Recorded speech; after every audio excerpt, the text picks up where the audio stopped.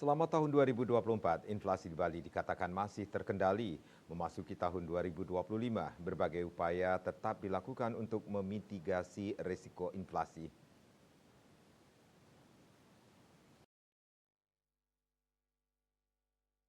Kepala BI KPW Bali Erwin Suryadimaja menyampaikan dalam upaya memitigasi resiko inflasi ke depan, KPW BI Provinsi Bali terus memperkuat sinergi dan inovasi bersama seluruh kabupaten kota di Bali dalam upaya pengendalian inflasi yang berkesinambungan.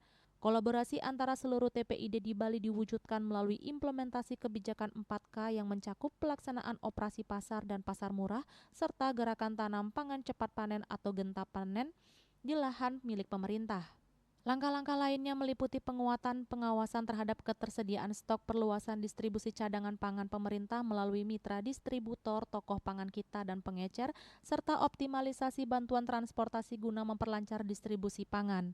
Selain itu, upaya peningkatan sarana dan prasarana produksi pangan, penyebaran informasi pasar murah terhadap masyarakat diiringi imbauan untuk berbelanja secara bijak serta penguatan data neraca pangan daerah dan integrasinya dengan data neraca pangan pusat terus dilanjutkan. Dengan terus memperkuat implementasi kebijakan 4K, Bank Indonesia meyakini inflasi Provinsi Bali pada tahun 2025 akan tetap terjaga dalam kisaran target inflasi nasional 2,5% plus minus 1%. Cita Maya Bali Pos melaporkan.